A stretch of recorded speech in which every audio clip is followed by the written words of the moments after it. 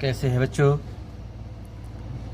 फिर से एक बार सीबीएसई क्लास 10th का lesson 10 the sermon at Banaras, ये जो है आपको चैप्टर लेकर मैं आ रहा हूँ। इसका बिल्कुल लाइन बाय लाइन मैं हिंदी करके बताऊँगा, आप इस चीज़ को समझेगा। इस कहानी को याद रखिए, जैसे आने वाले एग्ज़ाम में आपका सब क्वेश्चन जो है इजीली सॉल्व हो जाए।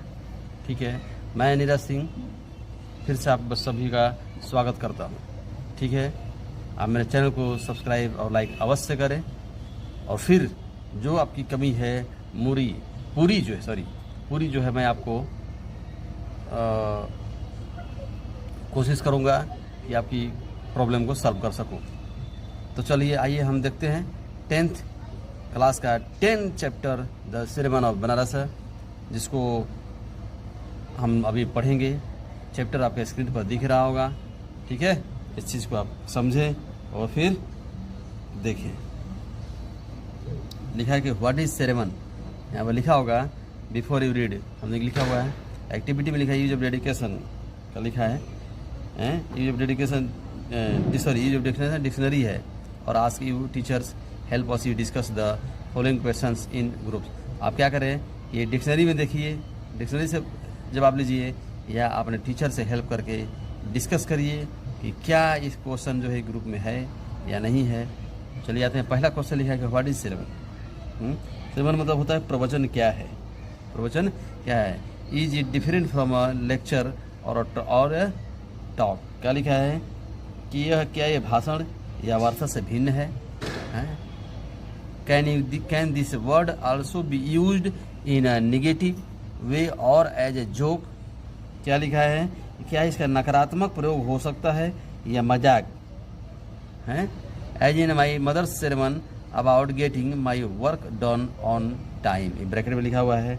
इसका मतलब ये हुआ कि जैसे मेरे समय पर काम पूरा करने के मेरी माँ के प्रवचन के मतलब बात होता है। ठीक है, उसके बाद लिखा है कि ये सारे कुछ फाइंड आउट करने के लिए कुछ वर्ड दे दिया है इसने, और 3 नंबर पॉइंट में दिया है। ये आपको लिख रहा होगा 3 नंबर पॉइंट में कि देखिए लिखा है कि have you heard of the sermon on the mount, who delivered it, who do you think delivered at sermon at Banaras. क्या आपने पर्वत पर प्रवचन के बारे में सुना है? माउंट मतलब पर्वत होता है। या ये किसने दिया है? हु डिलीवर्ड, किसने दिया है? Who do you think delivered, कि आप सोचते हैं कि बनारस में प्रवचन किसने दिया? इसके बारे में हम लोग अब आगे पढ़ेंगे। ठीक,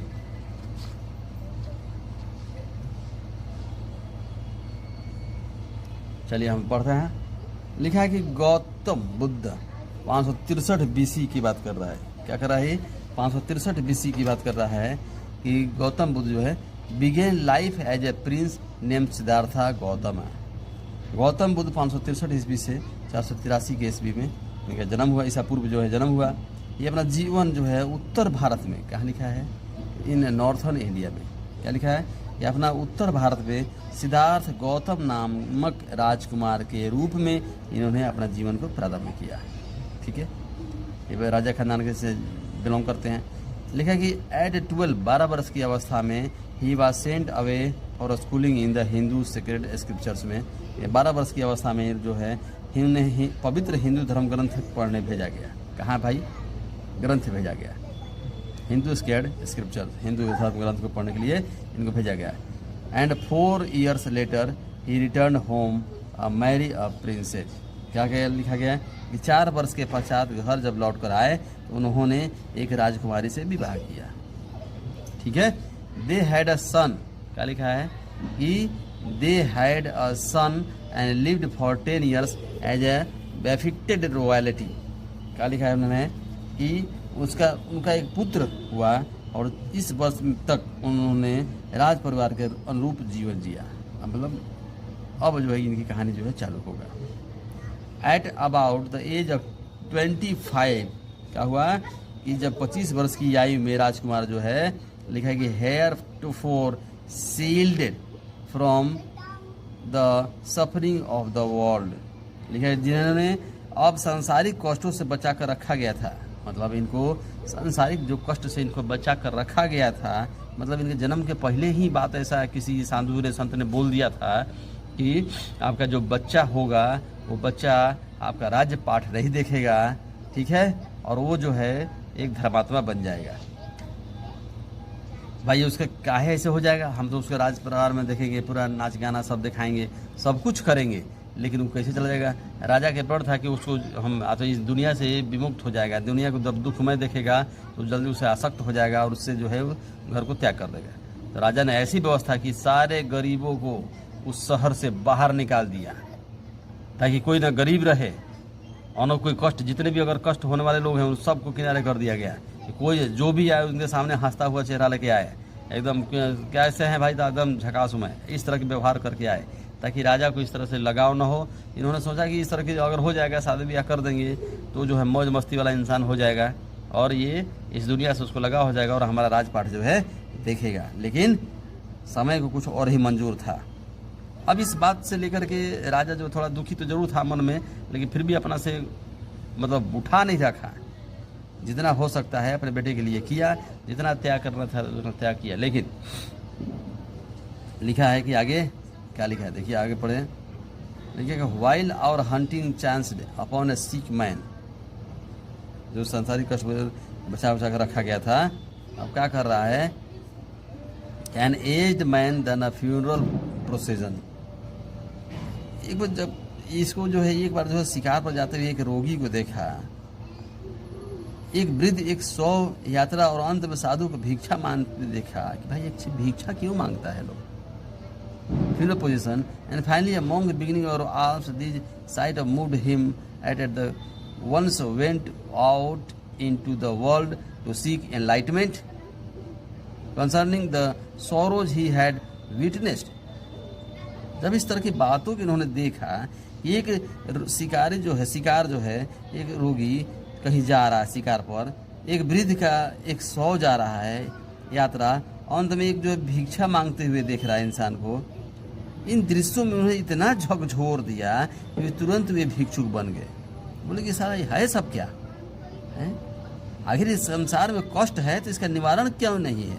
जब हम सब कहते हैं कि हम ईश्वर के रूप हैं, ईश्वर के रूप में, तो ईश्वर हम सब में भेदभाव क्यों करता है? इनको ये मन में खटकना लगा। एक आदमी को ईश्वर जब एक है, हम सब उसी की संतान है, तो ईश्वर ने ऐसा क्या बनाया है, क्यों बनाया है? ईश्वर एक, सभी बच्चों, ईश्वर के सभी बच्चे हैं, उनके साथ ही भेदभाव क्यों? ठीक है, इस चीज से लेकर के आसक्त होगा, इस चीज को खोजने के चक्कर में वो जो है एक भिक्षुक बन जाते हैं।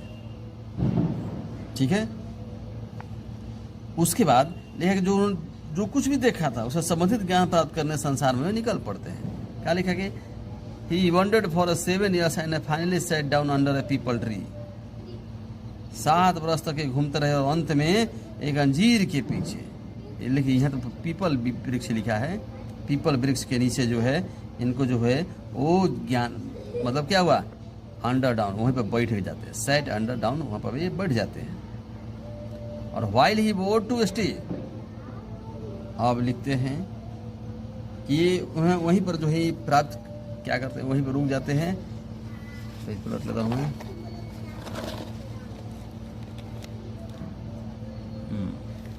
और लिखा कि एंटी एनलाइटमेंट केम, वहीं पर जो है ये अपना चुपचाप जो है पड़ जाते हैं बेचारे और बोलते हैं कि तब तक पड़े रहेंगे जब तक ये ज्ञान नहीं मिल जाता। वहाँ पर ये प्रतिज्ञा कर लेते हैं। ठीक है, एनलाइटमेंट आफ्टर 7 डेज, 7 दिन के बाद, 7 दिन के बाद लिखा है कि वो ज्ञान जो है प्राप्त होता है इनको। He renamed the tree the Bodhi tree, और इसी वृक्ष को जो है बोधि वृक्ष के नाम से जानते हैं और आज भी ये जिंदा है। इसको क्या कहते हैं कि ट्री ऑफ विजडम, मतलब ज्ञान का वृक्ष हो गया ये। And begin to teach and to share his new understanding, और अपना नया ज्ञान जो है बांटना और सिखाना जो है इन्होंने प्रारंभ कर दिया। At that point he became known as the Buddha, और ये बुद्ध के नाम से प्रसिद्ध हो गया। उसके बाद देखा कि the Buddha preached his first ceremony at the city of the Banaras. इन्होंने पहला ज्ञान जो है, सबसे पहला ज्ञान जो है बुद्ध ने अपना प्रवचन जो है बनारस शहर में दिया। कहाँ पर? Most holy of the diving place on the river Ganga. Ganga नदी के सबसे पवित्र घाटों में एक, जहाँ पर लिखा है कि ये प्रवचन सुरक्षित, ये ज्योतिर्मय। क्या लिखा है कि the sermon has a preserved and it's given here, it reflects the Buddha's wisdom about one incredible kind of suffering. उन्होंने लिखा कि एक प्रवचन जो है संरक्षित किया गया और यहाँ छपा है, प्रिंट किया गया है। यह क्या भाई, ये जीवन की गहराई, जो गहरे कष्ट के बारे में बुद्ध को ज्ञान को दर्शाता है।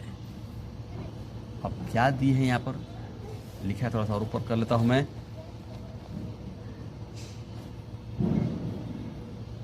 हाँ, तो लिखा है कि किस्सा गौतमी का है। सबसे पहला किसने दिया है, किस्सा Gautami had an only son and he died. एक बेटा था किस्सा गौतमी का और वो भी मर गया। In her grief she carried the dead child to all her neighbours. पूरा बेचारी जो है एक सभी पड़ोसियों के पास जाकर के पूछ रही है, दवा के लिए पूछ रही है, चाहे कुछ भी पूछ रही है कि यहाँ से बचाया जा सकता है। आस्किंग देम फॉर मेडिसिन, सब दवा के लिए पूछ रही है। एंड द पीपल सेड, लोगों ने कहा कि सी हैज लॉस्ट हर सेंस, उसका दिमाग जो फिर गया है, खो गया है। द बॉय, क्योंकि लड़का बेचारे का मर गया है तो किसी का दिमाग फिर जाएगा। एट लेंथ लिखा है, एट लेंथ, और अंत में क्या हुआ कि Kisa Gotami met a man who replied to her request. Kisa Gotami एक व्यक्ति से मिली जिसने उसकी प्रार्थना का उत्तर दिया। क्या दिया कि I can't give three medicine, मतलब तुम्हें कोई मेडिसिन नहीं देता फॉर थाई चाइल्ड, तुम्हारे बच्चे के लिए। But I know a physician who can, लेकिन मैं जानता हूँ, मैं तो तुम्हें तुम्हारे बच्चे के लिए औषधि नहीं दे सकता, लेकिन मैं एक वैद्य को जानता हूँ जो हु कैन, जो दे सकता है। एंड द गर्ल सेड, वो लड़की क्या है, अंत में उस लड़की ने कहा, क्या कहा, प्रे टेल मी, कृपया मुझे बताइए कि सर हु इज इट, कौन है श्रीमान। एंड द मैन रिप्लाइड, लिखा है कि गो टू शाक्य मुनि द गौतम। शाक्य मुनि का जो है बुद्ध के पास जाइए, शाक्य मुनि जो बुद्ध के नाम से प्रसिद्ध है उनके पास जाइए। Kisa Gotami repaired to the Buddha and cried, Gotami के पास गई और ठीक करने के लिए आग्रह करने लगी। तब क्या करते हैं भैया, कैन द रिप्लाइड, मैंने शाक्य मुनि चले गए, ठीक है। अब आगे जाते हैं हम लोग, थोड़ा सा ऊपर कर लेता हूँ। तो लिखा है कि Kisa Gotami request to her Buddha and cried, lord and master give me the medicine the will cure my boy. ऐसा कोई दवा दीजिए जो जिससे मेरा बच्चा जो है ठीक हो जाए। तब बुद्ध आंसर्ड करते हैं, क्या जवाब देते हैं भाई, रिप्लाई करते हैं, I want a handful of mustard seed. कहते हैं एक मुट्ठी जो है मस्टर्ड सीड ला, मतलब सरसों के दाने लेके आओ, एक मुट्ठी। And when the girl in her Joy, बड़ी खुशी के साथ जाती है, ये छोटी सी बात है, अभी मैं जा रही हूँ। Promise to pick procedure in the Buddha added, वो चुपचाप जो घर जाती है। The mustard seed must be taken from a house, वो जरूर लेकर के आती है उधर से। बट लिखा है देखिए, where no one has lost a child, husband, parents और फाइव। लेकिन यहाँ पर देखिए सबसे बड़ी बात, विस्मय की बात यह है कि कोई भी इंसान जो है अपने बच्चे को नहीं चाहेगा कि हमारा बच्चा चला जाए, चाहे दोस्त हो, चाहे माता पिता हो, चाहे पति हो, कोई भी हो। लेकिन लिखा है कि poor Kisa Gotami now went from house to house, घर जो है जाने लगी, क्या कि मुझे मुट्ठी भर दाने चाहिए, ठीक। लेकिन समय को कुछ और ही मंजूर था। आगे लिखा कि to house and the people pitied her and said, दरवाज़ा जो पीटना शुरू किया और कही क्या कही, जो भी ऐसा घर से लाना। इन्होंने क्या कहा, ये पहले ही बोल दिया क्या कि ऐसे घर से लाना जिसके घर में ना चाइल्ड मरा हो, ना हस्बैंड मरा हो, ना पेरेंट्स मरा हो, ना फ्रेंड मरा हो, ऐसा घर से दाना लेकर के आओ, तब मैं इस बच्चे को जिंदा कर सकता हूँ। बेचारा हर घर में जाकर बेचारी जो है पूछती है, बट मैंने she asked did nor son or daughter or father or mother die in your family, they answered her alas the living are few for. सब देखिए यहाँ पर लिखा गया, don't remind us of the deepest grief, सब लोग जो दुख में पड़े हुए हैं। एंड देयर, क्या लिखा है कि एंड देखिए, and there was no house, कोई भी ऐसा घर नहीं मिला, but some beloved one had died in it, जहाँ पर ऐसा कोई भी अपना प्रिय चीज़ जो है नहीं खोया हो, ठीक है। अब सोचिए ऐसा कोई घर होता है क्या, कोई नहीं होता है। तो उसके बाद लिखा, देखिए इसमें गुण की बात यह है कि ऐसा हर किसी के साथ भी हो सकता है, लेकिन उसके लिए तो भैया अपना तो दिमाग तो थोड़ा दौड़ाना ही पड़ेगा। तो लिखा क्या कि किस्सा गौतमी, क्या हुआ कि Kisa Gautami became wear and hopeless, बड़ा होपलेस, बेचार निराश हो गई, थक गई और निराश भी हो गई। And set down the way side watching the light of the city, और एक साइड में बेचारी बैठ जाती है रोशनी को देखने के लिए, शहर की रोशनी जो लगी हुई है रोड पर। तो देखती क्या है कि as they flickered off were extinguished again, वो बार बार जो है ब्लिंकिंग कर रहा है, जल रहा है बुझ रहा है, जल रहा है बुझ रहा है, जल रहा है बुझ रहा है। एट लास्ट अंत में जो है the darkness of the night resigned everywhere, अंत में क्या हो गया है कि अंधेरा का साम्राज्य हो गया, अंत में क्या बॉल जो है खत्म हो गया और वहाँ पर अंधेरा जो है फैल गया। And she considered the fate of man, तब उसने आदमी के भाग्य पर जो है विचार किया कि क्या किया विचार कि that there lives flicker up, lives भी फ्लिकर अप है, and are extinguished again, and her she thought to herself how selfish am I in my grief, कैसे कह रही है कैसे जो है मैं इतना जो है आसक्त हो गई हैं, जब अपने बारे में हो गई सोचने लगा तब उसको लगा कि नहीं बहुत मैं स्वार्थी हो गई हूँ। Death is common to all, death जो है क्या हो गया है, मृत्यु तो सबके लिए समान है। Yet in this valley of dissolutions there is a path that leads him to immortality who was surrendered all selfishness, क्या किया इसने इस सबको इस दुख भरी दुनिया में जिसे अपने स्वार्थ को त्याग दिया, एक ही रास्ता उसको उसे अनश्वरता की ओर ले जाता है, मतलब अब कभी जो है वो मरेगा ही नहीं। ठीक, तब आगे लिखा कि द बुद्धा सेड, बुद्धा क्या कहते हैं, the life has mortals in this world is troubled and brief and combined with pain, क्या कहते हैं बुद्ध ने कहा कि संसार में नश्वर, संक्षिप्त और दुख और तकलीफों से भरा है, क्योंकि ऐसा भी साधन नहीं है फॉर देयर, क्या लिखा है यहाँ पर, फॉर देयर लिखा is not any means by which, क्या लिखा है, which dead have been born can avoid dying after reaching old age there is death, क्या लिखा है कि क्योंकि एक ऐसा भी साधन नहीं है जिसमें से जो पैदा हुए वो मरने से बच सके। ठीक, बुद्ध अवस्था में पहुंचने पर के पश्चात भी मृत्यु पर हैं, क्या लिखा है कि after reaching old age there is death, इतनी मतलब ऊंचाई तक पहुंच गए हैं बुद्ध, फिर भी वो मृत्यु के नज़दीक हैं। Of such a nature of are living beings, और यही प्रकृति का जो है, क्या लिखा है, जीवित प्राणियों की यही प्रकृति है। As ripe fruits are really in danger of falling, हैं, क्या लिखा है कि ऐसे पके फूलों का पहले गिरने का खतरा क्या होता है, सोचिए। ठीक उसी प्रकार लिखा है कि so months when born are always in potter end in a begin broken, so the life of mortals both young and adult, both those who are fools and those who are wise, all fall into the power of death, all are subject to death, क्या लिखा है, जो जन्म लेते हैं मरने के खतरा उनको सदा रहता है, जैसे कुम्हार के बने सभी बर्तन टूटने के पर समाप्त हो जाते हैं, जैसे ही नश्वर जीवन है, बच्चे और बूढ़े दोनों हैं, जो ये मूर्ख हैं और बुद्धिमान हैं दोनों हैं, सभी मृत्यु के शक्ति से घिरते हैं और सभी को मरना है।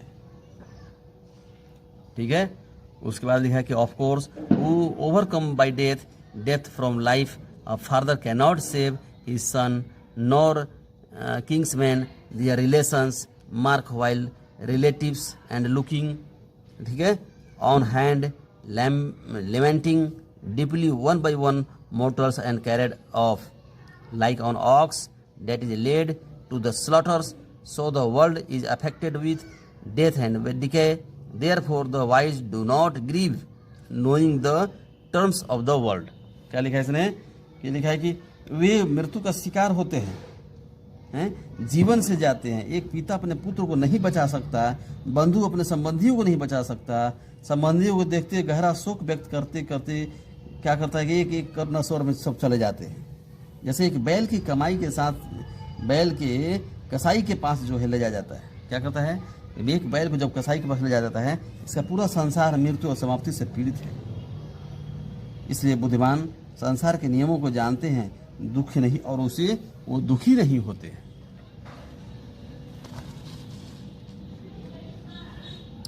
अब आगे लिखा है कि not from weeping nor from grieving will anyone obtain peace of mind, on the contrary this pain will be the greater and his body will suffer. He will make himself sick and pale, yet the dead are not saved by this lamentation. He who seeks peace should draw out the arrow of lamentation and complaint and grief.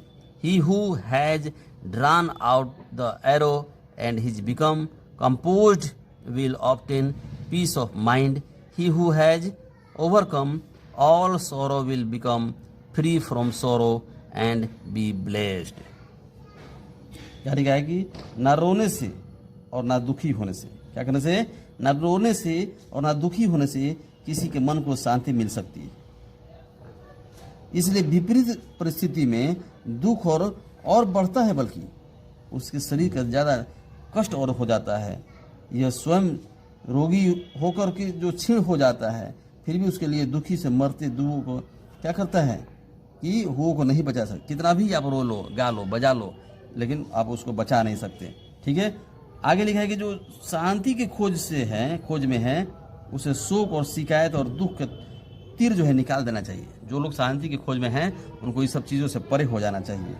ये जो निकाल देता है तीर, तो समझ लीजिए कि मन की शांति को प्राप्त हो जाएगा, और जिसने सब दुखों को काबू पा लिया वही दुखी से मुक्त हो जाएगा, और क्या करेगा, वही जो है ब्लेस्ड करेगा, आशीष पाएगा। ठीक है, इसी के साथ ये चैप्टर जो है समाप्त होता है। आप चैप्टर अच्छा लगे तो प्लीज़ आप लाइक और सब्सक्राइब जरूर करिएगा। मिलते हैं अगले चैप्टर में।